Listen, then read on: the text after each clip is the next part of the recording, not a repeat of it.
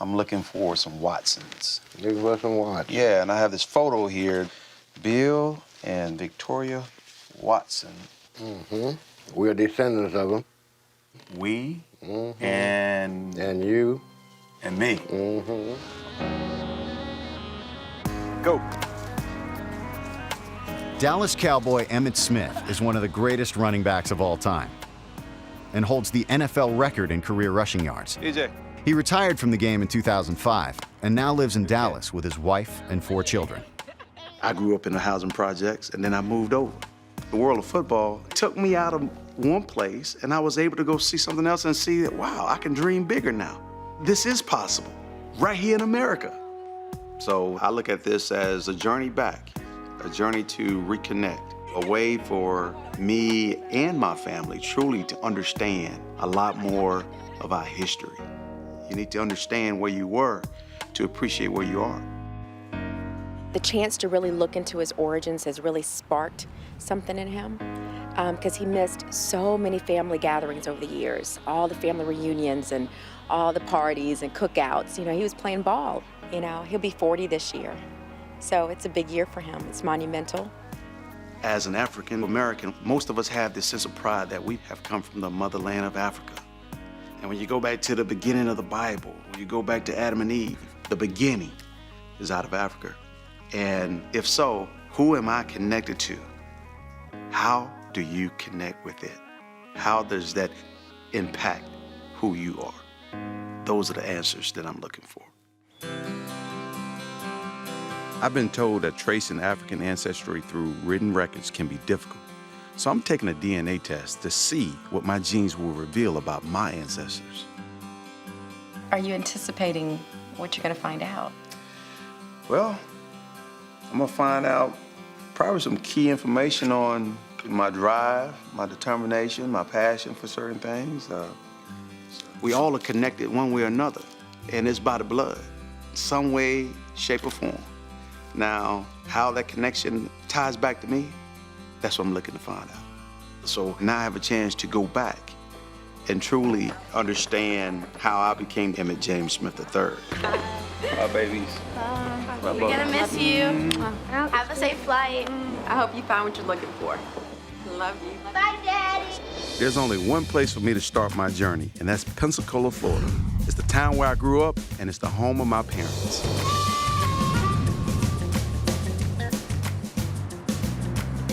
I know very little about my grandparents' background. And I'm hoping that my mom and my father will be able to shed some light on the clouded areas that I have.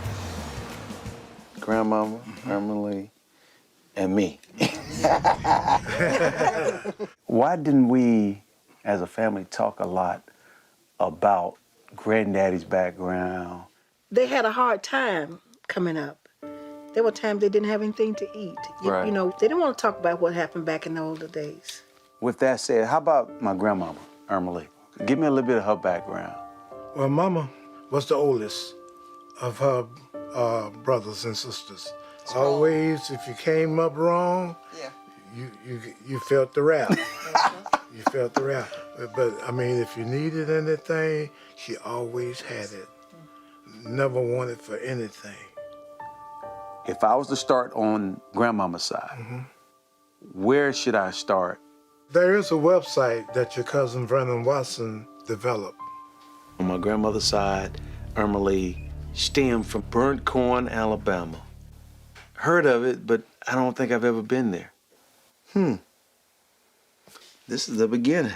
These are old photos. There's Mr. William and Mrs. Victoria Watson.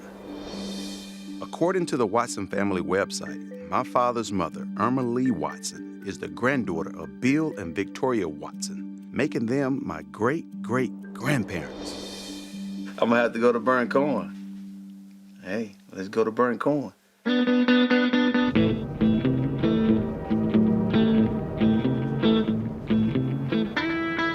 I feel like a detective on a hunt, trying to find clues.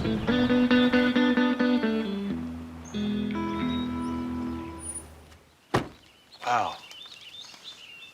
Look like a deserted town. I may have dreamt this. You can see over there the U.S. Post Office at Burnt Corn, Alabama. I tell you what, after looking at this, if I'm gonna find out any more about the Watsons, I'm gonna need some help, because I'm not gonna get it from these buildings. These buildings don't talk back to me. I'm gonna knock on some doors to find out where are the Watsons. Hello. Hey, how you doing? Good, how you doing? Fine. And I'm looking for some information on some people. I'm looking for some Watsons. Looking for some Watsons. Yeah, and I have this photo here. Bill and Victoria Watson. Mm-hmm. We're descendants of them. We Mm-hmm. and you. and me. Mm-hmm. All right, I'm Emmitt. Who are you? I'm Joe. You're Joe? Uh-huh. Joe Watson? Joe Watson Jr. Wow. It's a pleasure to meet you. Yeah, I thought I recognized you. Now. I think you met my father when he was down in Pensacola, down some of them family reunions. And your daddy It's Joe Watson. is Joe Watson. And your grandfather? Who's your Grandfather was Mob. Mob? Okay. And you are Joe Jr. As it turns out, Bill and Victoria are Joe's great-grandparents, making him my second cousin. I'm looking for some more detailed information that would help me understand them more and even go further. You need to go to the Monroe County Courthouse. Monroe County Courthouse. I'm hoping that the courthouse holds the records that I need to go deeper into my family's past.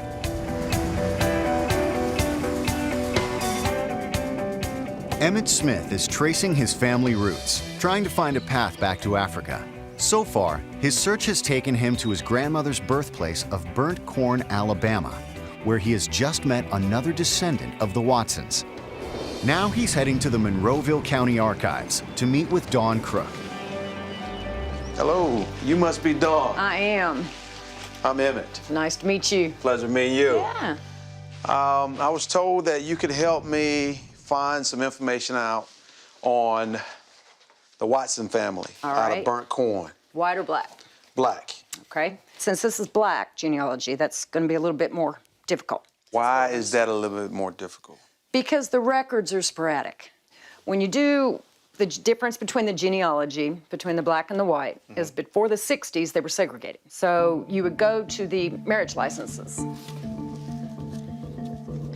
They say marriage licenses, see it? And they're Colored. colored. And the other ones would say white. Hold on a second. Now, I've never seen a water fountain that said colored or white. Right. This is probably one of the first times I've seen a book that says marriage license colored. Wow. When I saw that book that had colored on it, I really felt the power of segregation. I can understand how our people felt isolated and separate from America. And that is painful, very painful. I'm trying to figure out how my family fit in with Bill Watson and Victoria Watson. All right, we'll go to the census records. That's the easiest way. You go to ancestry.com, and this is something you can do at home, okay? All right? Now we're gonna go to the 1900 census. Okay. All right, try there. Okay, there's Bill Bill Watson. All right. Okay, so he's the head of the house. There's Victoria, the wife. Okay. William Watson was born in 1862. Right. Victoria was born in 1864. Right. All right? Being born before 1865, does it say anything to you? They were slaves.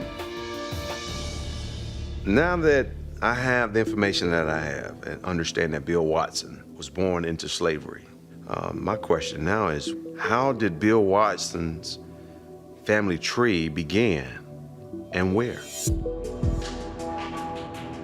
So I'm meeting with Marjorie Scholes. She's a top expert in African-American genealogy, and I'm hoping that she can help me go further back. Well, let me tell you something. I was able to do a little research. I have the marriage license of You have the Bill Watson, Victoria. Per year. Puryear is her maiden name. Wow. Now that's a gem, because that's an unusual name. And with African American history, Many of them surnames are common, but you want to look for that little nugget for a unique name. So what you're telling me is we're about to make a shift. And that shift is coming from the Watson side of the family to the Puryear side of the family to go deeper into Exactly. my family's history. Exactly. This name Puryear, that one may be a slave owner. Really? African Americans at the end of the Civil War sometimes pick the names of their last slave owner. So we want to now look at who were the parents of Right. Victoria. The parents of Victoria? Yes. Oh. Take a look at this. Her death certificate, her father's name. Prince Puryear. I just found out that Victoria is the daughter of Prince Puryear. But now I want to know, who is Prince's father? And where does the name Puryear come from? Were the Puryears my family's last slave owners? If we don't get any information out of these Puryears, we may be at a dead end. And that's not what I'm looking for, is a dead end. Emmitt Smith has always been interested in his family's slave history and African ancestry. He's already discovered his great-great-grandparents, Bill and Victoria Watson, were born into slavery, and that Victoria's father was called Prince Puryear. Now he wants to know more about his ancestors, the Puryears. Okay, we want to next go to the 1870 census, the first census where African Americans were listed by name. Is that Puryear right there? There's Prince. Right. In 1870, Prince was a 23-year-old. Right. There's an M next to his name. That could be male. Right. Okay, what is the second M for? The second M is a racial designation. M being mulatto. Wow. Mixed race. Specifically, black-white race. Correct. There's another Puryear. What is this, Mariah? 55. 55. Yeah, she was a housekeeper. Mariah's a mulatto. Are we saying here Mariah is the mother of Prince? Could possibly be. And looking at this whole page, there were the few families that were all listed As mulatto. as mulatto. So if there's white blood in the family, where did it come from? The slave owner himself, his overseer. Or are we going to look for the white slave owners of the Puryears? If we can find there's a connection to a Puryear who was a slave owner, then that's the road we want to go. This is a story that's getting good. I'm loving this. Okay. Now I know that Prince was mixed race and born into slavery. If Mariah was his mother, could she be the link between the black and the white side of my family? Maybe I have some white blood in me. Now, how much? It may be small, but it's there. And you cannot deny the fact. Because I think the information is starting to reveal some of these things. When they had slaves around here, there could have been some commingling going on. It's wild, it's challenging, it's heartbreaking. But just finding the information is incredible. What we found here in 1850 census, there were only white Puryears. Right. The records show that there was a white slave-owning family living in the area called Puryear. Mary and Alex B. Puryear. So, are they who I'm looking for? The owners of my family? Marjorie has called me to an old plantation house. She's found some new information about Alexander Puryear. Here in the archives, there was this letter written by Alexander Puryear. I have just received a handsome lot of Negroes, and among them, some 15 to 20 men. If you feel disposed to enter into a traffic, he's selling them. He was a slave. He was a slave trader. Yes, he was. He was a slave trader. We're going to look at his will. I, Alexander B. Puryear, of the County county of Mecklenburg and the state of Virginia. He's getting them from the state of Virginia. He lives here. He lives here in Yeah, burnt Alabama, corn. but he came from Virginia. Right. This is the family cemetery. Wow. Mary F. Puryear.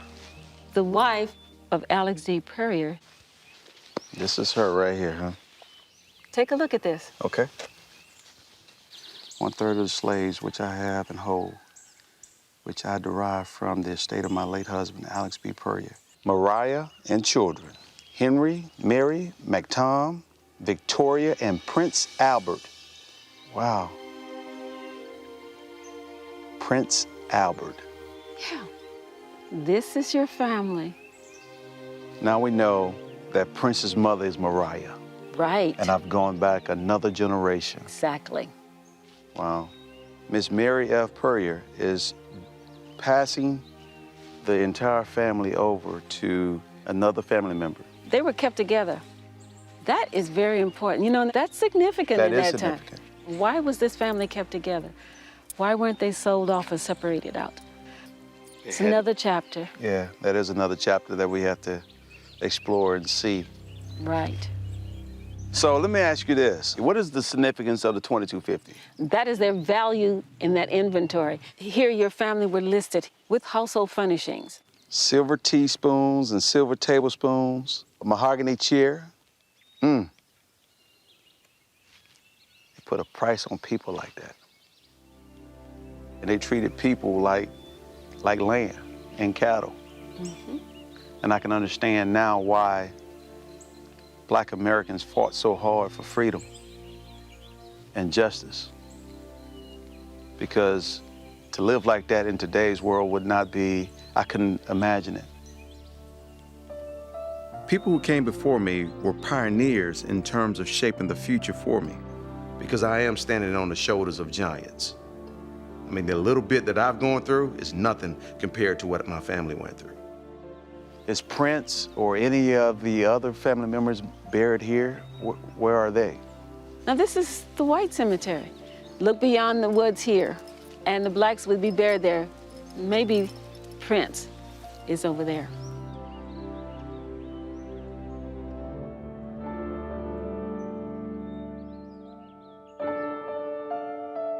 It seems like my great-great-great-granddaddy is buried somewhere in these woods.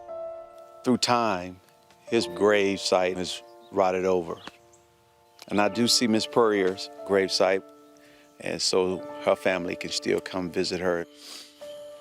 It is sad that I cannot go visit my great-great-great-grandfather. But I'm happy that when he was 4 years old and she passed, that she wheeled them over as a family together. She did not break them up. So therefore, Prince grew up with his mother and his brothers and sisters, which is a wonderful thing. Emmitt Smith is on a search into his family history, trying to find a path deeper into his roots. He's just found out his ancestor Mariah was mixed race. He wants to know if Mariah was a descendant of the white slave owner Alexander Puryear. So he's headed to Virginia, where the Puryears are from.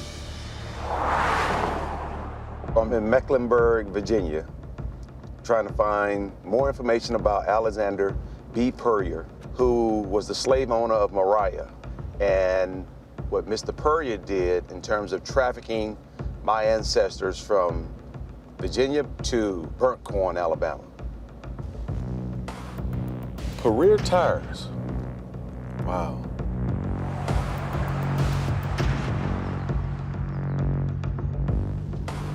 Puryear's florists. These Puryears are everywhere. So I must be on the right track. I'm heading to meet a local historian that knows a lot about this area. I am looking for information on Alexander B. Puryear. Alexander B. Puryear was one of the Puryear family that really built Mecklenburg County. They were one of the first settlers in this county in 1765. They owned a tavern, very similar to this tavern. This tavern was the social hub of Mecklenburg County. Slave trading was also one of the business activities at the tavern. So if you look this way, that would have been the audience. The slaves would have been introduced here, and they would have been auctioned by the audience out here. Wow. Men and women, and children. And children. And children.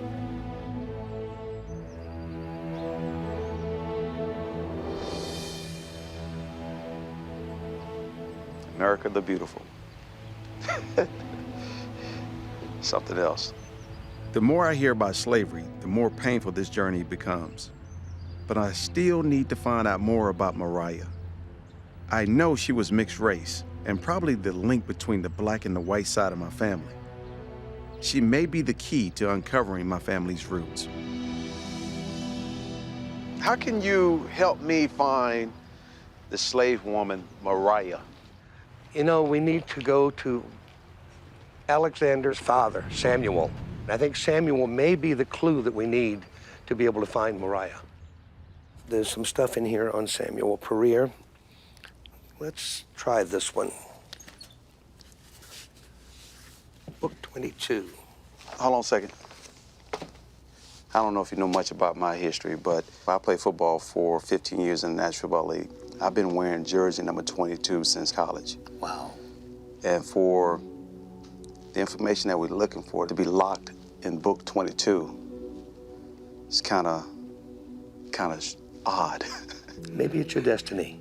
Maybe it is my destiny, and I've always believed I was a child of destiny, but this is, it's making me a little nervous. It's making me a little nervous. Now, this was the 22nd Book of Deeds registered in Mecklenburg County. This is a deed transferring property. Samuel Pereira of the county of Mecklenburg in the state of Virginia. Confirm and two. Alexander. The following property, a Negro girl named Mariah.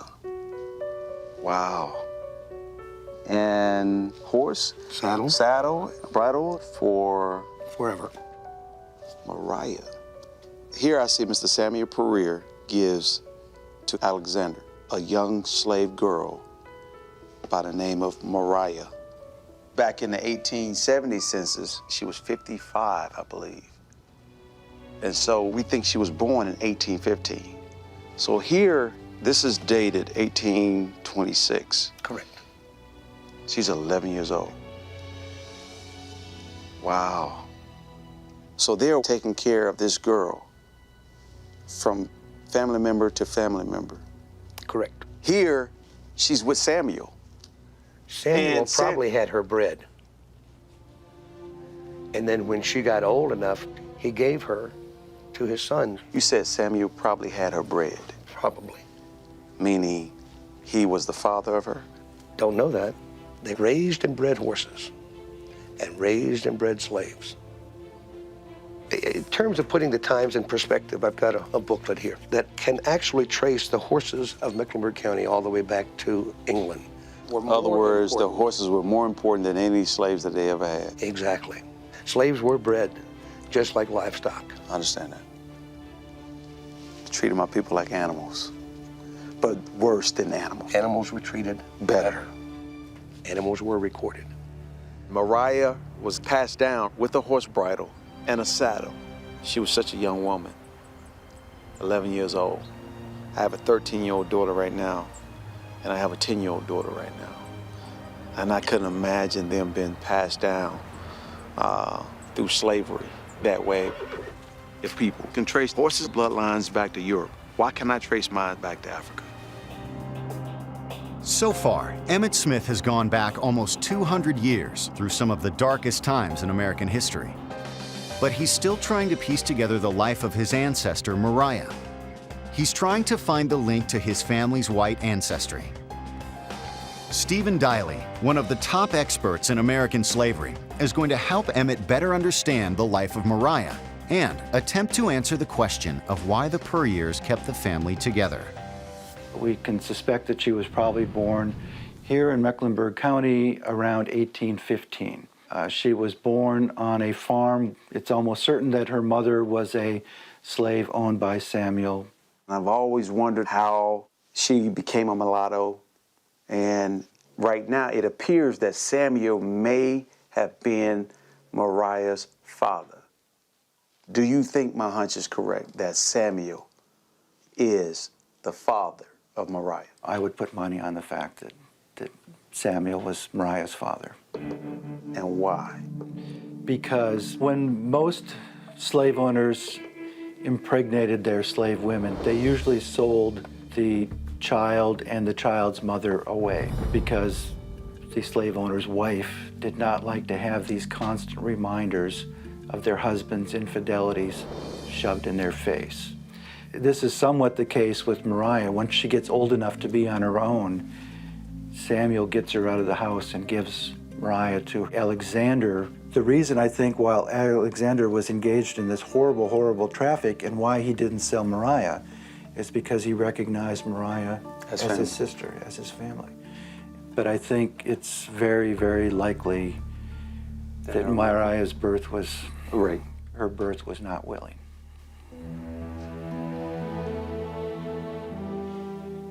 Samuel was cold and heartless. That's right. But you also have to realize that Samuel is your great, great, great, great, great grandfather. I know. I know. I know. I'm glad my heart is not like his. That much I do know. Yeah, I'm glad too. Oh my gosh. And I'm glad he doesn't know me. I think one of the things that's so inspirational about Mariah is that she had all of her children with her after emancipation. She had to have seen thousands and thousands of kids just like her being torn from their parents and then, be sent to somebody who could do with them whatever they wanted. And so she was lucky, but I also think that the reason Mariah survived was because her second child that was born was a girl. And Mariah, I think very astutely, named this girl Mary. So she named her first daughter after Alexander's wife to constantly remind them that she was family. I mean, her whole life she was walking a tightrope. She had one foot in black slavery, the other foot in this white family, and she never fell off. The skillfulness of a slave woman, to have that wittedness to balance both sides was extremely courageous of her. I mean, she was lucky, but she also made her own luck. Yeah, she made her own luck. She created her own luck. In a time period when half of all black families were torn apart, she somehow survived and kept her kids. I mean, it's just really one of the most incredible stories I've ever come across. As far as Mariah goes and tracing beyond her, I think that she will probably be the end of the line. And I really don't think you'll be able to go past that. And the reason is because there are no more records. I've traced my family back 6 generations and almost 200 years. From my grandmother Erma Lee to the Watsons in Burnt Corn, Alabama, and to the amazing Mariah and my slave-owning ancestors in Mecklenburg, Virginia. I feel disappointed that I've not been able to go any further, and it appears that I've hit a brick wall. But I'm also excited because I discovered Mariah. And within Mariah, I see a woman of strength, great strength. Finding Mariah is part closure. Now I want to see what's behind Mariah. I'm just looking for information so I can connect with my roots. I have my DNA results coming this morning. Maybe I can get some breakthrough. Good morning. Pleasure meeting you, Megan. I understand you have some DNA that possibly could help me break through this wall and go further. Well, I think we can help a little bit with that wall, yeah. Okay. Yeah. What if I were to tell you that you're roughly 7% Native American? Wow. Yeah. That's nice. Yeah. Now, you also have roughly 12% European. 12% European. Mm-hmm. So does that confirm up the Perriers? Well, it suggests that you probably have several European ancestors in your family tree. Yeah. Really? Yeah. Oh my gosh. Oh my gosh. Okay, what this leaves us with is that you're 81% African. 81% African? Yeah, 81% is actually one of the highest I've ever seen. Really? Yeah. And I've never seen any African American results be 100% African. Right. Yeah. So you are quintessentially African. Well, that confirms up, yeah. That's good news. That's good news. See, you do have a lot of African ancestors. Now, in terms of telling where they came from, your family, both your paternal and maternal branches, seem to be from this neck of the woods. So we're talking, Benin, the Slave Coast area. Oh, we gotta go to Africa. We have to go. We gotta go to Africa. Emmitt Smith has been on an incredible journey into his family history. It's taken him back 200 years and back to the motherland of Africa. The results of his DNA are in and indicate that he's 81% African from the region of Benin.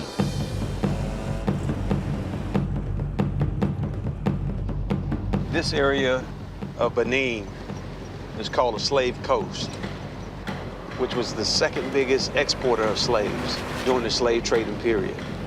It's kind of like being in the United States when you think about the things that happen over there and trafficking of slaves from Virginia down to Alabama. It's kind of the same thing, it's just here in Africa. I know now that some of my ancestors came from this coastline, and it's a beautiful place, but yet a lot of cruelty happened here. I've come to the Ouida Museum of History, which is a converted slave fort, to find out more about my African heritage. How you doing? You're welcome. Emmitt Smith? I'm Falola. Falola. I'm trying to find some information about the African slave trading that was going on right here in Ouida. Il demande quelle est cette place. Les esclaves restaient sur cette cour. Alors là, ceux-là qui mouraient encore sur la route, on les jetait dans cette fosse. The slaves, they reside here just to check if they are resistant. Then they are brought to the ship for the voyage. So what you're telling me is this courtyard right here served as a mechanism for the slaves to be weeded out from the strong and the weak. And the strong were the ones who were taken to the ships for the voyage to America or wherever else they needed to go. Yeah. Obviously, without them surviving, I wouldn't be here today. We can't say for sure, but we may have come back to the origin of where Mariah's parents, grandparents, and great-grandparents could have been from. And it is painful to be right here and to stand to know what transpired from this spot.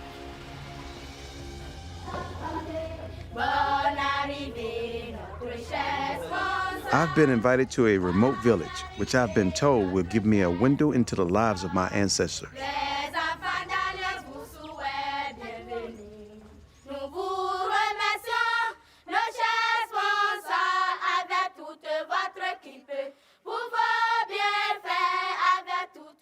Okay, Mede, a lot of kids around. Give me the story of this school.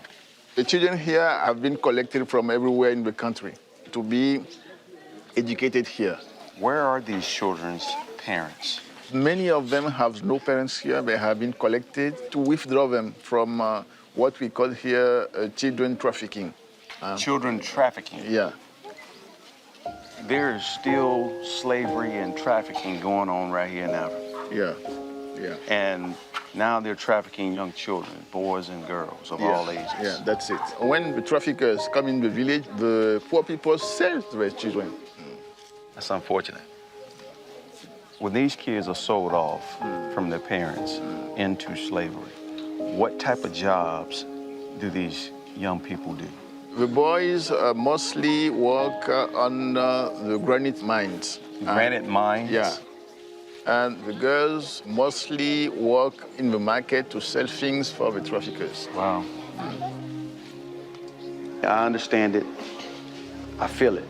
My ancestors were trafficked into slavery in the United States a long time ago, over 200 years ago. But to know that it's still happening in modern time is tragic. Any one of these kids could be Mariah or the next Mariah. When you have to sell your kids into slavery so you can survive, it's heartbreaking. Back in America, people don't understand how well we have it until you come down here and see this. And this is their normal way of life. And most of them probably don't know any different. I came from America to see where my ancestors were from. Now that I know more about the motherland and the history of this country, I wish them all well and much success in the future.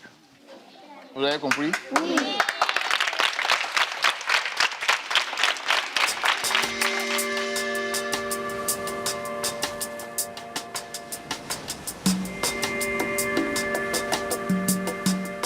I couldn't come to the motherland without sharing my experiences with my wife, Pat. So she's come to join me in Wheater.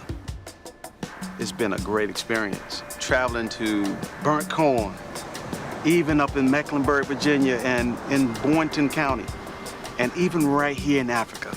I have found what I was looking for.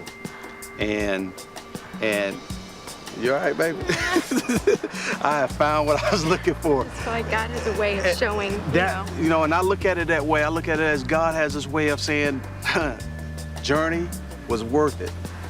And I can hear my ancestors. I can feel it. I can hear it. That they were crying out, thank you. Thank you. My soul is not lost.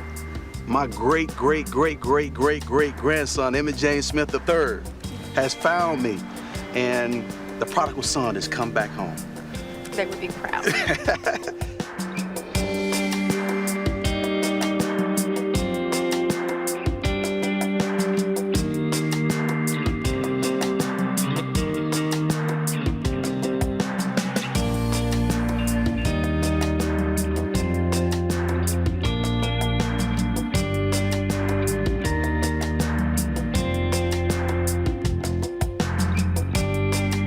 I feel like this story, my personal story, will shed light on a whole lot of issues. In Alabama, the crying of the slaves saying, I am now found. I think their souls can move on to heaven. This has been such a powerful journey for me. I feel like my eyes have been opened even wider than they were before. I just feel good. I feel good, I feel cleansed. And so history is not his story anymore. His story is really my story right now.